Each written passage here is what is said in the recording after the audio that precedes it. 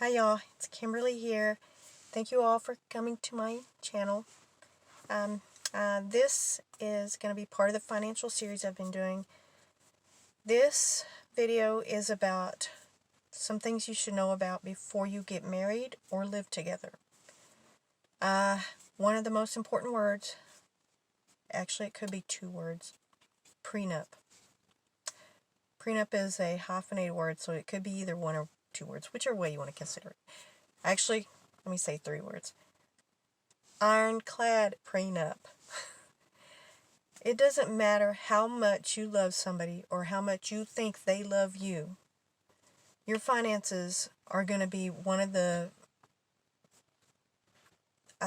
hard parts of your marriage or living together, because that's something that a lot of people struggle with when they get married or live with somebody.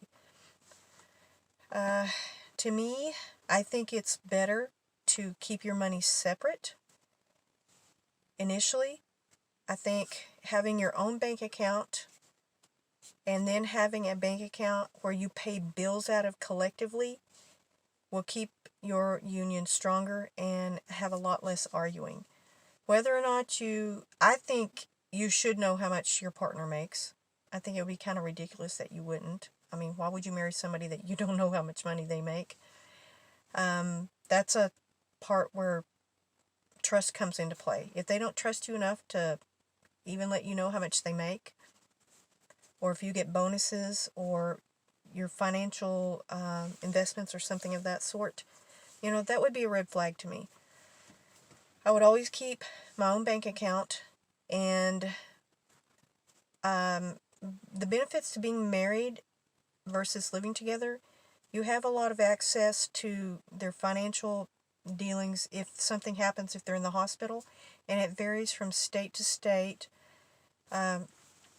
If somebody's in the hospital and you're given power of attorney, that's usually given to the wife or husband. If you're not married and your state doesn't recognize common law marriage, which is when you're not legally married, but you've been living together for a period of time and the state deems that you are a common law marriage household. Some states have that, and I think some states don't. I really don't know. I mean, we have so many states and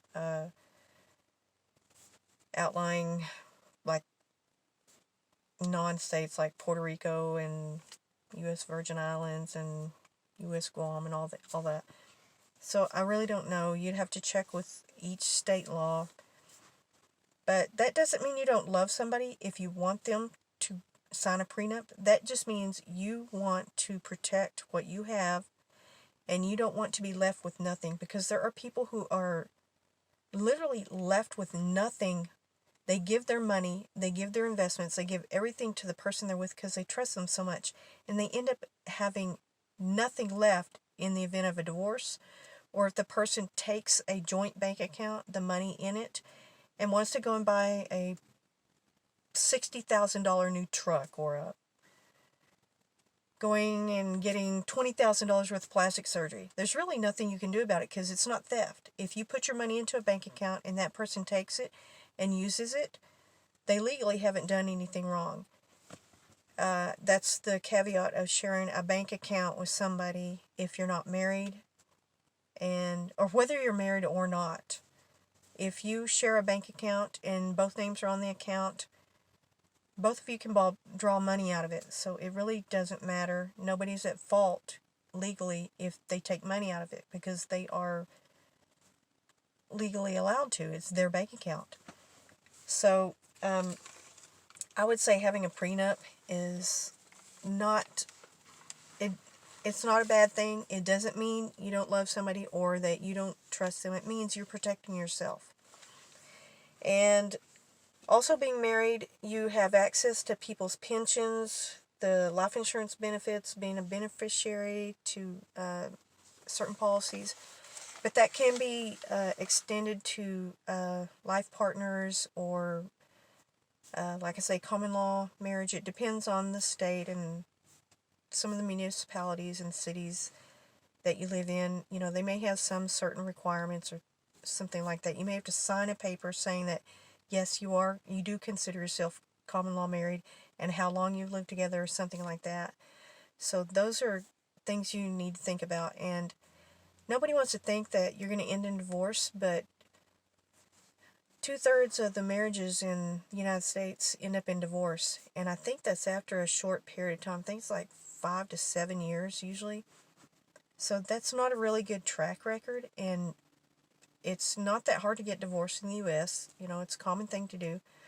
So you have to think about protecting yourself. And if you've worked for 10 or 15 years, you've got a company, you make profits off of it, and then you put it into a bank account with somebody else, and they take it, legally you really can't do anything to them. If you want to keep some kind of stability and independence in a marriage, there's nothing wrong with that. That means that you're doing something smart with your money. You should always keep a separate bank account. I think each partner should.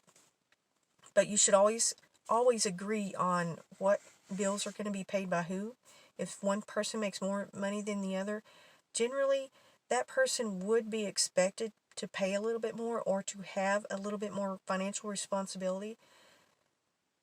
That doesn't mean that you're taking advantage of that person. And whether it's a man or a woman, if a man is going to take care of the kids and you have a degree, you make a lot of money, there is absolutely nothing wrong with that. The gender roles being reversed as far as financial support, it doesn't matter. It really doesn't. When you're in a family unit, one or both people can be the support system financially for that family unit, whether you have kids or not. If you're taking care of somebody and they're taking care of the house or they're doing things for you, you have a stressful job, you work a lot of hours, to make a lot of money, that person that is taking care of everything in the home or doing whatever needs to be done to hold together your union, to make it less stressful and to be together with somebody, you owe that person for doing those things. And that person needs some kind of financial access to certain things. They need, not that you're paying them, but they do need to be included in the financial part of the marriage, even if they're not making a paycheck outside of that union. That needs to be respected. That means if you are going to divorce somebody after you've been with somebody for 20 years or leave somebody after you have not been married but you've been living together, leaving that person with nothing, that is something that I think is really despicable, and financially you do owe them in a way. A lot of these unions are settled, they get a settlement of some sort. They work out some kind of settlement. And if there's kids involved, usually that's, you do that through the courts and the support for the kids. And a lot of states don't have alimony anymore. Or if they do, it's, a lot of it stops when the other partner gets married or reaches a certain financial level or something like that. It's, like I say, state to state. Like in the U.S., we have so many states and properties, with different laws. So I would check that out. I mean, that's a valid thing to do before you get married or live with somebody, especially if you are owning a company or you're making a lot of money, or even if you don't make a lot of money. I mean, who wants to be left with nothing after you've been with somebody and they cheat on you or they leave you, or you've got to have some kind of independence and some kind of support if something does happen. And that's just something you should do to protect yourself. And I've always said that you should have more than one bank account, either just a regular bank account, then a credit union or a savings and loan or something else, or even two regular bank accounts for one individual. And the other person, you can put money into a savings account, and then have your money in your regular account for both people, and then you can have a joint account together to pay your bills. And that can cause or stop a lot of problems from happening, from money being misspent or not being accounted for. It protects you.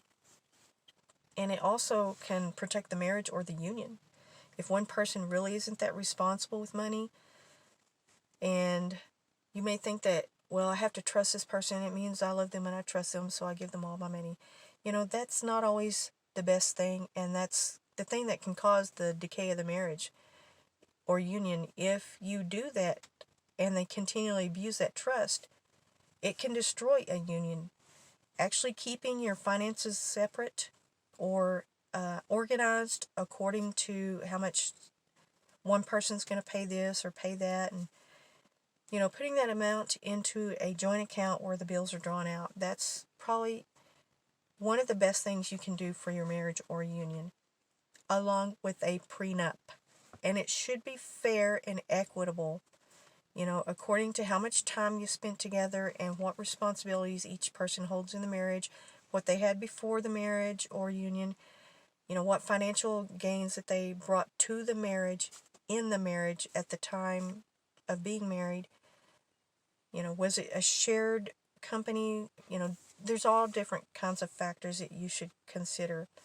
So always think about that before you get married. And if somebody doesn't understand what a prenup is, you need to really, really talk about it. It doesn't mean I don't love you. It means I want to be protected if you don't love me. And it's one of the best ways to save yourself. Completely save yourself if something does happen to you and your union.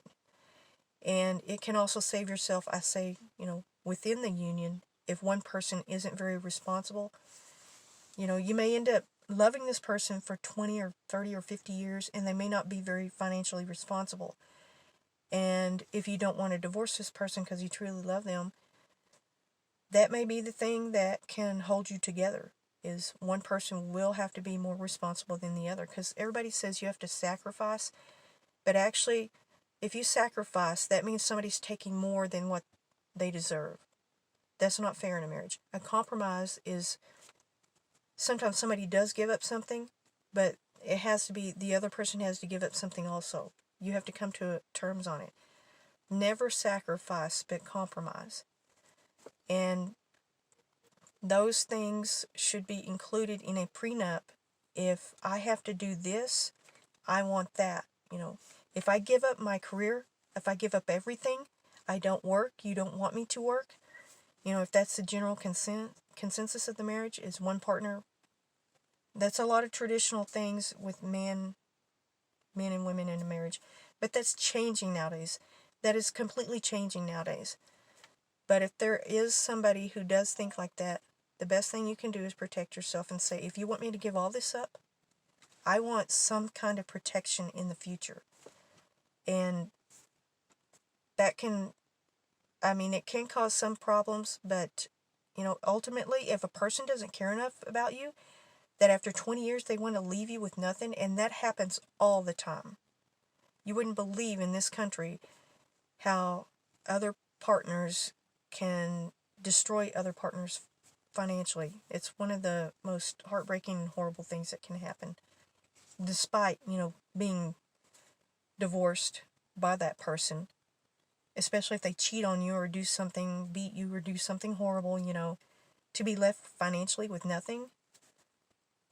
That's just the ultimate stab in the back. So think about those things before you get married or live together, because there's a lot of financial consequences of being married. You can be left with their debt, and there's different things being, you have access to the beneficiary. Legally, there may be different laws in each state. The person who would get the most out of a will or something like that, having a will and a prenup, two very important things before you get married or be in a union. Okay, thank you, subscribers. Thank you so much for listening to me. What little I know. Like, comment, subscribe. Thank you.